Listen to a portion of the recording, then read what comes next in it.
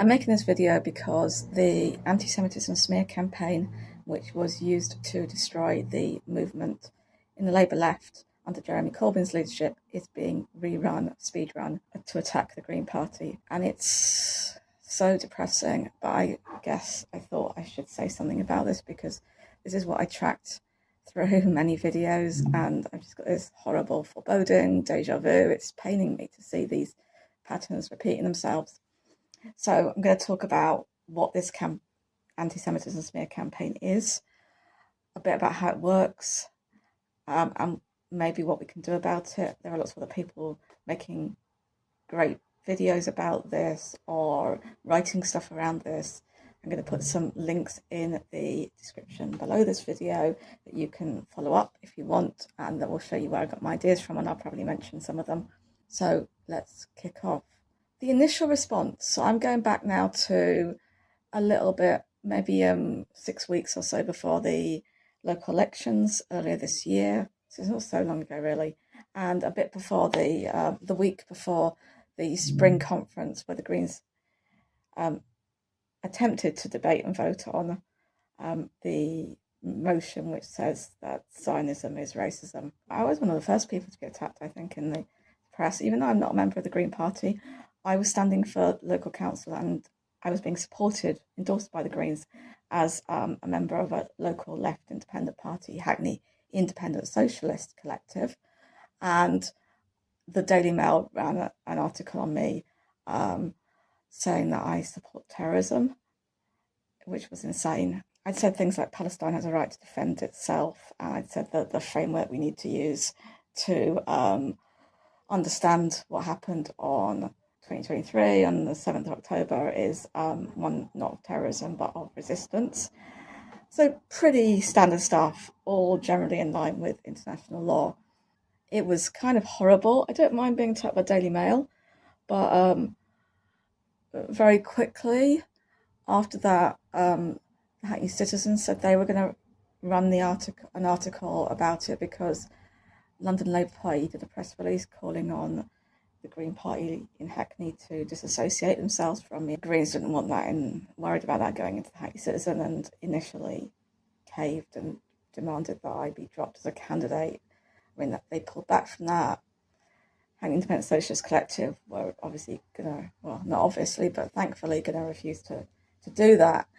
I didn't want to talk about the time because I want to fuck with everybody's electoral chances, but we're in a very different place now. There are a lot of attacks, a lot of Greens caving, and happily Hackney's gone very green, and we've got a new Zoe Garbet's mayor, and it all feels much more positive here than under Labour. So I think it's time for me to sort of say that. It really affected me. It really made me think about these kind of dynamics, like when I was being, involved in these discussions about how we should navigate these smears. I could feel people's fear.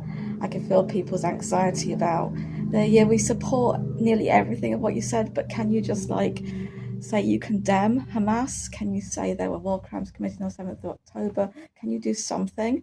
Yeah, you could just feel those kind of patterns that must have happened under Jeremy Corbyn's discussions about how do we control the damage. I was part of those on a very sort of micro level, and it kind of really brought back stuff that's really deep inside me from that time. It was really difficult, and I think is why I sort of think both that I really don't want to join the Green Party because I don't want to go through all that again from the inside. It's bad enough watching it, but also that we probably already should join the Green Party because that's where the battle is happening. So I'm going to be like what we should do about this. I'm going to be agnostic on whether you should join the Greens or not. So when it first happened, the attack on me, the response from quite a few people was, this doesn't work anymore. Heather's Jewish, we've seen through these attacks. I think, obviously, things have moved really fast in the last 2 months, and, we can see it really is working. I'm making this just days after the Greens chose a candidate for the Makerfield by-election in Wigan and had to withdraw them within hours. And what happened was attacks on his social media posts around Israel-Palestine. So it is really working. I mean, there's been lots of Green Party candidates suspended council elections, people elected who now have to sit as independents because they had Green next name on the ballot, but aren't part of the Green Party at the moment. They're under investigation, and who knows how long that will take or what will happen as a result of it. And two of them in South London, two of the candidates were even arrested. I mean, it's true that there are a lot of us who are, not going to be taking any of these accusations of anti-Semitism. A lot more of us. We're not going to be taking any of these seriously anymore.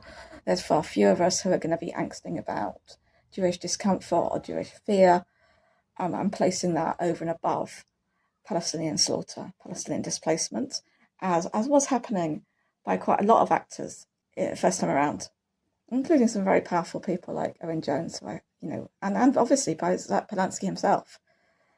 But we'll see how much they've moved as the weeks and months go on. The Green Party is very different than the Labour Party.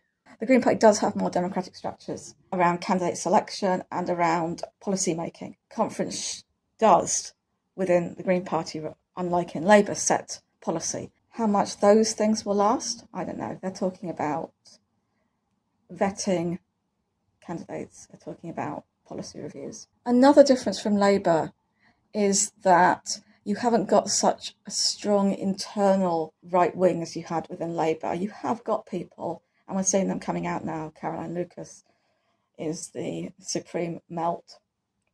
I say she's akin to the melts on the soft left of the Labour Party, but you also got a right wing in there. But it's small, it's relatively small. You haven't got anything of the stature of the Jewish labour movement or as embedded in the structures of the Green Party in the way that it was in the Labour Party. So all these affiliates, like the Jewish labour movement and like many of the other right-wing structures like the Co-op Party, Labour Party Irish Society, all sorts of groups that could get positions in committees, including disciplinary committees, that could get exert a huge amount of power, that could nominate candidates, that could give people votes who didn't want to join the Labour Party, that could mobilise and organise. It doesn't exist. You have got Jewish Greens, and you've got this new group, Greens Against Anti-Semitism, which is, I guess, modelling itself on Labour Against Anti-Semitism, but hasn't got traction yet. We'll see how that plays out. We also have, in the Green Party, a much stronger and more resolute resistance, because we have Greens for Palestine. There was never a Labour for Palestine that organised in that way. There was one which came along later, but it wasn't set up from the start. It wasn't as strident and as setting the agenda and as claiming space. But I do think in many ways they're in a better position now, the people who want to destroy us, in a better position now to use these smears against the left. And although I'm not in the Green Party, I'm going to say against us, because I felt like when it was happening in Labour, it wasn't just against the Labour left, it was against the left. It always frustrated me that Green Party people locally didn't get involved. I mean, some of them said, I just saw that as an internal matter when I asked them about it. It really isn't just an internal matter to the Greens, just as it wasn't an internal matter solely to Labour. Then it's an attack on the left. It's trying to write us out of politics. It's trying to say we can't stand for office, even at a low level of just a local councillor. And that's something that's really important. It's trying to excise our ideas, and it's trying to destroy the Palestine movement, put it beyond the pale, even as we see genocide, ethnic cleansing, the violence of Israel, the settler colonialism accelerating, worsening, getting more and more extremist. So in what ways are they better positioned now to attack us? First of all, if you remember the early days of Corbyn, they were searching around for an attack line. They did try, Jeremy Corbyn's sexist, Jeremy Corbyn's racist, Jeremy Corbyn's not competent, he's a nice guy, but he can't run things. They tried all these different lines. They didn't really get traction. And the one which did was the anti-Semitism campaign. And so they now know it's an effective attack line, and they don't have to search around. They can just go for it direct. They have a very, very highly developed narrative about left anti-Semitism. I'll come on to that later with a couple of examples. They don't have to construct that. That is in place, and they have the actors ready to push that out. And the actors include a lot of people, including the Labour right, who are coming back into play in a big way, despite it not being their party. And the media, of course, the mainstream media, and the Jewish communal bodies, the Community Security Trust, the Board of Deputies, and the Jewish media, of course, Jewish Chronicle, Jewish News, and so on. And they really have a lot more to work with now. There was very little content. When you look back at the smears against Corbyn's Labour Party, what you look at what people are accused of doing, it's very, very, very, very weak. Of course, after we've seen the genocide against Gaza, after we've seen the extremism in Israel, after more and more people have understood what Zionism is as an ideology. And so people have said a lot of stuff. They've shared a lot of stuff. They've felt angry, in pain. They've felt a need to speak out, a responsibility to speak out. And so there's a lot more stuff out there. People have spoken in anger, spoken in pain through the very easy thing that you do with your social media of pressing share. Now, I'm a very interesting one on social media. I've learned very early on that you have to be super careful what you share. Even before there were complaints against me, it was obvious in lay part that you had to be super careful. And so I word my tweets really, really, really precisely. If I'm going to retweet someone on Israel-Palestine who I don't know, I check up on their timeline to see what else they've been sharing, to see where their politics are. I don't think that's a good way to be. Like, I'm not advocating that for anyone, even though that, for me, that works because it keeps me safe. It keeps me feeling that when I do get a national media article about me, like was in the Daily Mail, I can be like, yeah, I'm proud of those tweets. I can share them. I can say, this is what they're calling out. This is what they're labeling me as beyond the pale for. And yeah, it's stuff that we should all be saying, stuff that we should be solid on. But it's a very paranoid way to be. It's a very anxious way to be. It's probably not a healthy way to interact with the world. So I don't want to advocate it for everyone. I don't want to say that people who haven't been like super careful, like 2 years ago or 3 years ago or even more, should not be allowed to stand to be a councillor or an MP. I think that's an insane position. It totally is. Or even 2 months ago. Like, you just, yeah. I mean, especially when we're in a situation where MPs can do outrageous things. They can be transphobic. They can support a genocide materially with weaponry and with rhetoric. They can be just horrifically racist against immigrants. And yet all of that, and again, materially, not just rhetorically, and all of that is like, yeah, you're fine. You're a respectable politician. And yet, you share something about like questioning the motivations and the effects of what happened with the ambulance attack, where there are sort of things that we should maybe be a bit suspicious about, maybe ask questions about. I'm not going to come down one way or the other, but there's certainly things that can be called into question. But you say that once, and like that is somehow like worse than arming a genocide. That's going to write you out of even standing for Parliament. I mean, like, this is ridiculous. This should not happen. I'm going off on a tangent. Okay, let's come back to the main thing, which is they have more content now. Okay, this is why it's easier for them to attack us. The narrative they can draw on is very, very powerful now, not just about left anti-Semitism, but the Islamophobic narrative, the idea that left is linked to terrorism. These are much stronger things in mainstream media, in establishment politics. There are things that you can call on without having to do all the rhetorical work that you had to do last time to establish them. They're just things that you can cross-reference to, and everyone will be like, oh yeah, we know the left loves Hamas, or we know the left is like a little bit lenient on anti-Semitism or terrorism or whatever. And partly that's to do with the kind of criminal justice system being in control of the Labour Party. So when I was given my notice of investigation by the Labour Party, it's super judicial. Look, it's in its styling, it sounds like you're kind of being legally held responsible for shit. And then very quickly you realise all they can do is chuck you out of the Labour Party. It's not that bad, there's nothing to be scared about. It's fine. Now it's not like that. Now they can put you in prison. They can arrest you. They can really ruin your life. They could sort of ruin your life before, but they can really go on overdrive now. So having that Labour Party not just in charge of Labour Party internal processes, but having them in charge of the criminal justice system, seeing the repression that they're doing in terms of pushing back against protest, prescribing Palestine action, getting rid of trial by jury in the hope of getting more prosecutions fast-tracked of people like us on the left. So yeah, they're in a stronger position, I would say. And it's definitely going faster now because of all these things of having this narrative in place, having the confidence to use it, having all the actors well rehearsed in their lines. So I feel like we've gone back in April of this year. We were kind of going back to April 2016 in Labour Party terms, and we've fast forwarded to spring of 2018 very, very quickly in the space of like a couple of months, really. And we've got the Zionism is Racism motion set to return to the September Green Party conference. Or is it October Green Party conference? The autumn one, anyway. And that's very important because I feel like that is going to be a kind of moment like the IHRA definition became in the Labour Party. So you had this whole summer of pressure on the Labour Party, internally and externally, through the media, through the anti-Semitism smears, but also through the kind of capitulations of different parts of the Labour movement, the trade unions like Unison, Unite, Momentum, and so on, to the IHRA. So we went from rejecting the IHRA to a kind of compromise position where we put in place a code of conduct, to rejecting that code of conduct, which had more or less accepted the IHRA but had some exceptions, to let's have the IHRA but maybe with a proviso, to no, it's just full IHRA, no proviso, is more or less the trajectory of that.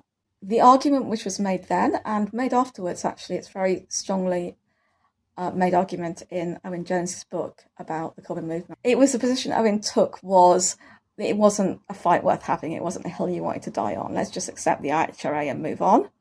And I think that's a really big mistake. And I feel like that's going to be the argument made in the Green Party. I've already heard that made actually by someone in Hackney. Like, we shouldn't be having this fight. There's more important things we want to. Is this the fight you want to have? Discourse that's emerging, that's mirroring the IHRA battle. And I'm sure there will be an assault on the Greens again that intensifies and intensifies leading up to that vote. And I think there will be levels of compromise. So I saw that, I have to say, Greens for Palestine are really good at kind of saying it, as I said, about saying it like it is. And they put out a message saying that their motion is being rewritten by people who aren't them, by people who don't know their struggle, people who aren't Palestinian. So let's just have a look at the narrative that's emerging, and then I'll say something about, well, how is this going to be working and what can we do about it in a more focused way. So I'm going to start with the Jewish press, a Jewish news editorial. And this is a very interesting thing. The position is coming out that the Greens are worse than Corbyn's Labour. And the Jewish News, the rationale they give for this is that Motin Ali, the Green Party deputy leader, represented the attacks in a WhatsApp group as a badge of honour. So, to quote a Jewish News editorial, many Green supporters are claiming a familiar playbook is being used here. According to this theory, anti-Semitism was used to discredit Labour under Corbyn. Similarly, accusations of Jew hate are now being used to smear the Greens. In this context, smear means accurate report on something someone has written or shared. The reality, of course, is the exact opposite. There's a significant streak of bigotry on the far left. Many people espousing it have simply moved from supporting Corbyn's Labour to Polanski's Greens. So they're saying, yeah, there's continuity, not in playbook, but in these toxic individuals who've moved parties.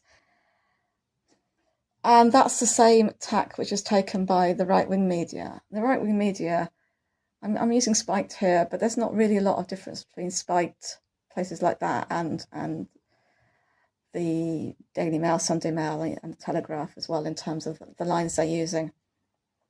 Or there's a kind of respectability when it's in the Mail or the Telegraph that isn't quite the same as in Spiked. So this is a podcast from Spiked. So they also have a continuity narrative, and they also have the idea the Greens are worse. So they say the Green Party is a successor to Corbyn's Labour in terms of flinging open the door to these kinds of people. And what you're getting from the leadership is not, well, there's a few bad apples necessarily. It is to kind of concede to a degree to what it is they're saying. In other words, The party itself is conceding to the narrative, which didn't happen under Labour. Somehow Labour stayed pure.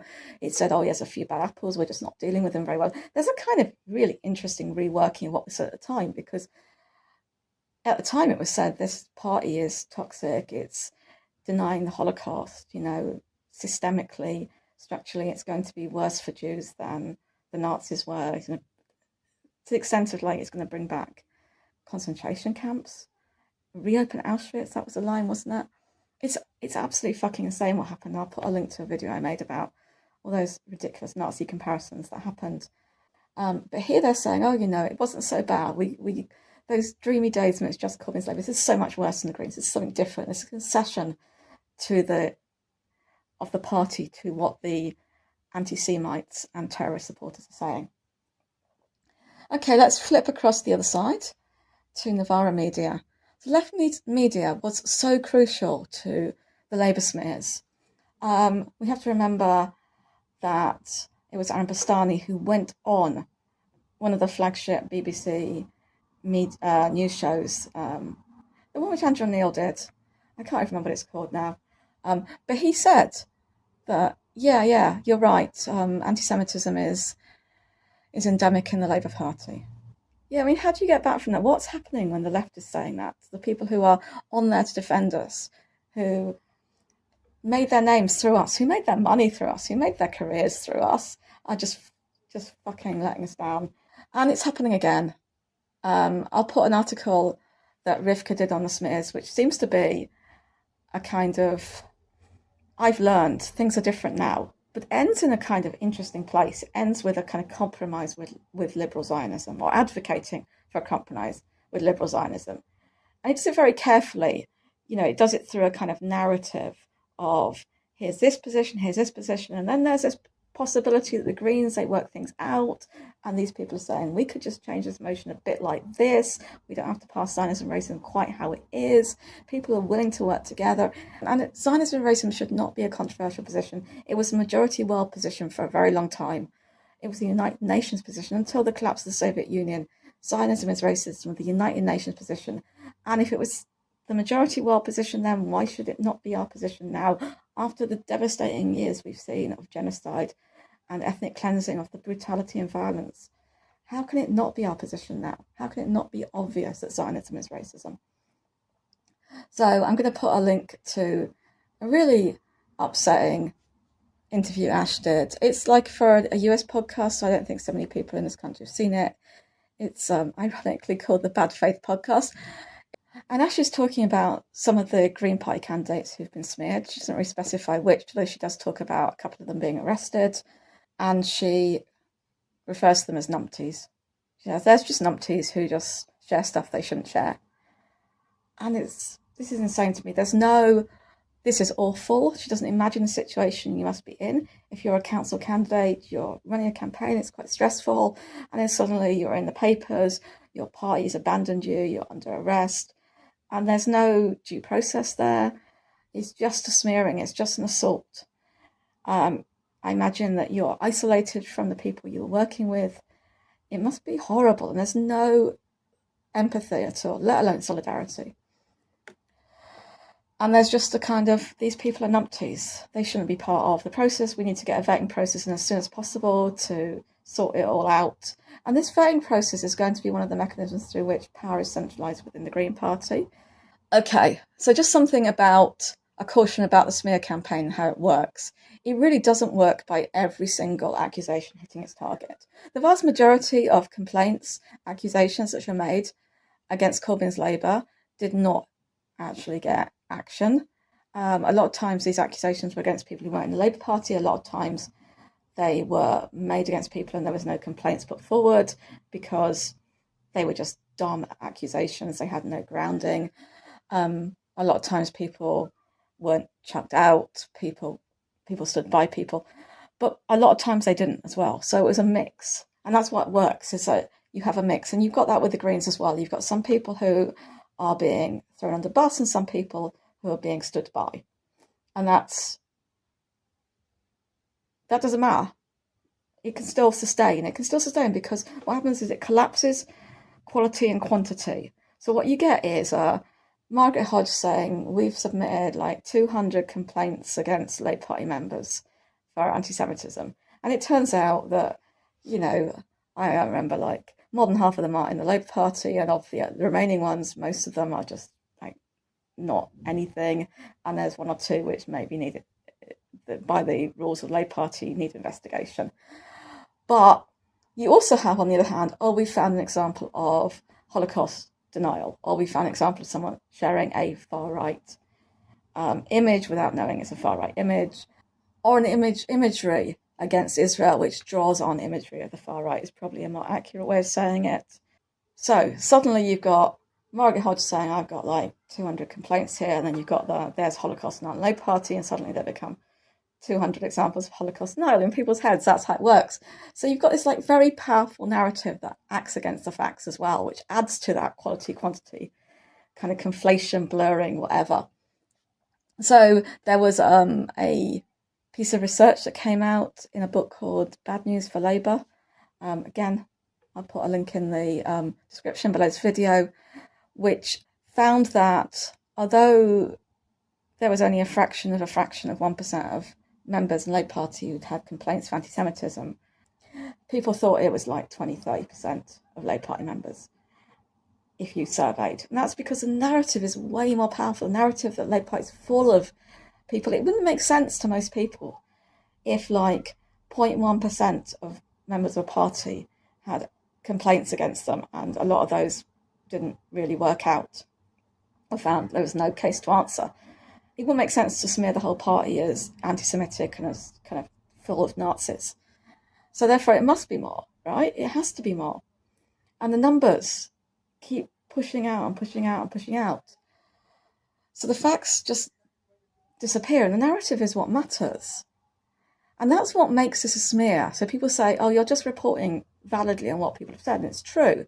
But you're reporting validly on what people said in the context of a narrative that's not true, that smears a whole party, that where this like incident becomes understood in a way that's not about the facts but about something else.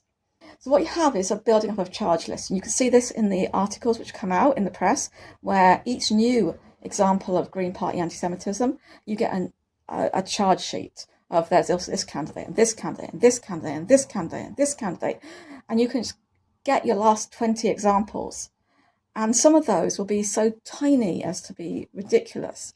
Like someone was attacked for sharing a video of Norman Finkelstein explaining why he won't condemn 7th October because he sees it as akin to a slave rebellion, slave revolt. And for sharing that, you're put alongside people who are talking about false flag operations, people who are conflating Jews with Zionists. Now, I understand why people who are not like immersed in the whole, I grew up in a Jewish environment. I was a Zionist. I understand all these kind of nuances and subtleties. I will never see the word Jews, and it kind of blurs for me with Zionists. It just doesn't. But for most people, it kind of does, and it does because of Israel, and it does because of the Jewish community, because there's a kind of relentless push to conflate these two things so that they can protect Israel through that conflation. And so I don't think that should be a bad thing. But what I'm saying is that is rated as a much worse thing. But they all flow into each other, right? They're all kind of, this charge sheet just collapses them all, and they all just become oh my God, there's so many different examples, and it's so terrible, and this must be the whole party just full of people. To be honest, the Green Party is largely full of people who think that Israel is a settler colonial regime that is practicing apartheid and genocide, and if you think those make you anti-Semitic, those beliefs make you anti-Semitic, then it's full of anti-Semites. But for most people, that's not true. But by these kind of like smears, you can make it so that becomes true.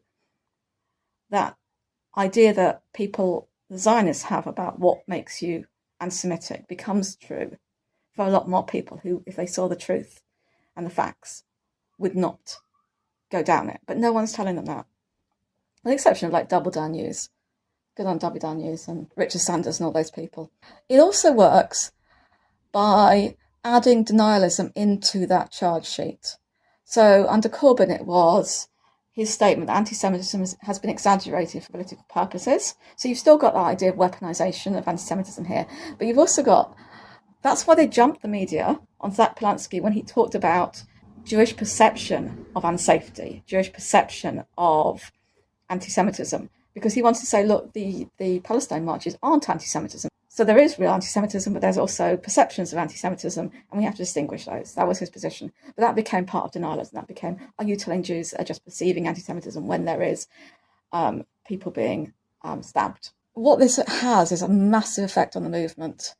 I don't think it's having that effect in the Greens yet, but if it goes down the route it went in Labour, this is what it will do. It will divide people within the movement. It's already beginning to do that. And those divides will happen between people who think of themselves as friends and comrades, and it's painful, and it plays out in really difficult ways within local parties and nationally. And it demoralises your base. It really does. That kind of relentless smear campaign, that it being brought up on the doorstep, and it works by extracting costs from people who put themselves forward. I think there'll be a lot of people who will think twice before standing as a candidate in council or for MP after they've seen what's happened to other council candidates, other MP candidates, to see them have to withdraw, to see them be suspended, to see their lives and reputations ruined, to see their jobs perhaps under threat. It works by changing the party, as I said, the vetting of candidates, the blocking of votes that we saw in the conference, the reviewing of policy. It makes a party appear toxic to those outside it. So that makes people not want to get involved who might otherwise want to get involved. It works by not allowing people who are spokespeople in the media to get the agenda out. So you go on a TV show, you go on a news show, and the first thing you get asked about, if you're Zach Polanski or any of the other leadership of the Green Party, is anti-Semitism. And only after you've been attacked for that for the first 10 minutes do you get 5 minutes to maybe talk about policy if you're lucky. That's what happened to Corbyn. We really couldn't get a message out in 2019 about the manifesto, really positive messages during that general election, because every interview became about anti-Semitism. And it works by implicating the leader. I mean, there's all these calls for Zach Polanski to take action. He's saying what Jeremy Corbyn did, which is, well, there's internal procedures, there's disciplinary processes. I have to wait for those. And we remember that there was so much pressure put on Jeremy to, you're the one responsible, you need to take action on this. And then when you get a couple of years down the line, 3 years down the line, you get this EHRC report saying that Labour broke the law, equalities law regarding anti-Semitism. The major bit of evidence for that, the major case for that, was made because the Leader's Office got involved in some of the anti-Semitism complaints processes. And so the media, who were inciting, demanding, urging, berating Jeremy Corbyn, he has to get involved, why haven't you done this? And suddenly oh, you were just terrible, weren't you? You were because you got involved. And then they have a few days later, when Keir Starmer gets involved in chucking Jeremy Corbyn out of the party, suspending him and ultimately chucking him out. They're oh yeah, great, Keir Starmer's getting involved in disciplinary processes, he's taking charge. There's no fucking consistency with these people. It's all just it's not about what someone does, it's all about whether these people are good people in their view, and they just think Jeremy Corbyn's a piece of shit and Keir Starmer is a god. And those things mean that whatever Keir Starmer does is good, even if it's fucking inconsistent with everything else they've said. I don't think Polanski being Jewish is going to save any of us. A lot of the attacks in Jeremy Corbyn's Labour Party were against the Jewish left, and there's a lot of ammunition there, there's a lot of MO on that. They can use Zach's family against him, as they have done, and they can use intra-community dynamics within the Jewish community. And I'll put reference to a really good book which speaks to that from way before Jeremy Corbyn became leader of the Labour Party, to Tony Lerman's experience of trying to not even be anti-Zionist, but just to question Zionism in a Jewish community institution, the Institute for Jewish Policy Research, and the way in which he was hounded out because of that. Okay, this is a really long video. I'm just don't know. I'm just saying everything to get everything off my chest. So some advice. This is the end bit. Some advice. Stand by people. Do not take the side of your political enemy against your base. Show solidarity, offer support, not criticism. I've spoken about that already, right? Don't have to elaborate that one. Greens for Palestine, again, elaborate on that really well. Stand up for freedom of speech. Do not apologise when something is within the realm of legitimate discourse. So there are a lot of things that I don't agree with and I don't like that people say politically in the Green Party, in the Labour Party, in the Conservative Party, in Reform Party. And I'm offended by a lot of them. I'm offended by a lot of things which are said about Palestinians, about migrants, about trans people, about all sorts of things, about people who are on benefits, about people who are struggling to afford housing. There is just a denigration of people and a discourse which is disgusting. I don't expect those people to be hounded out of political life. I hope that democracy will take effect and we will get people who speak differently and think differently and act differently towards everyone in this country and out of this country with humanity, with kindness, and all of those things, and with solidarity for other people in struggle. And I think that if something is within the realm of legitimate discourse, we don't apologise for it. We accept that people will say things that offend and we will move on. And if people don't want those people to be representatives, they can vote against them. And do not abandon Palestine. I would say that for the Green Party, their surge in support is very, very attributable to Palestine, even more than the movement in the Corbyn left. I think that the surge of support for the Green Party has been because the red line of support for genocide that has meant that the Labour Party has crossed has meant that many people have felt compelled to leave to find something else. And the Green Party has been consistent in putting a human rights perspective on Palestine.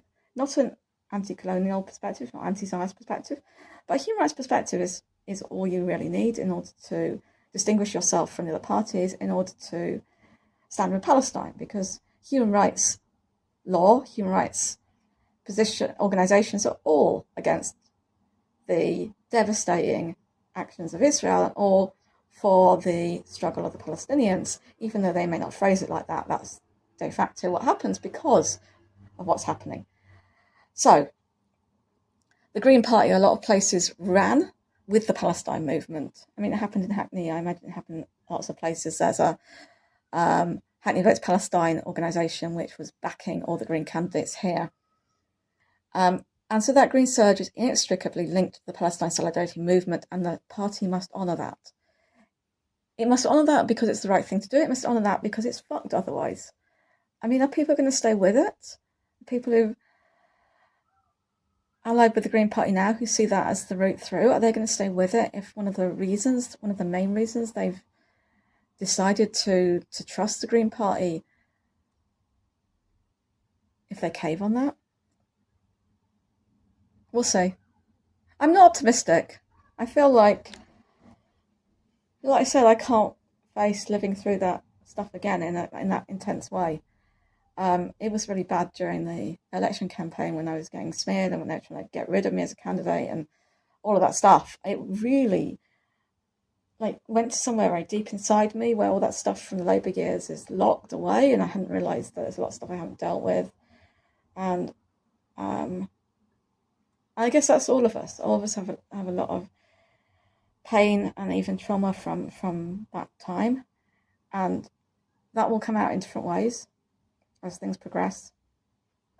So, but obviously those are very first world problems, and the main thing is that we need to keep the focus on the Palestinian struggle. We need to be aware of the effect it has on us, but we need to keep the focus on the Palestinian struggle, on the fight for justice, and on what that means, and on giving the Green Party a backbone, even though it may not want one.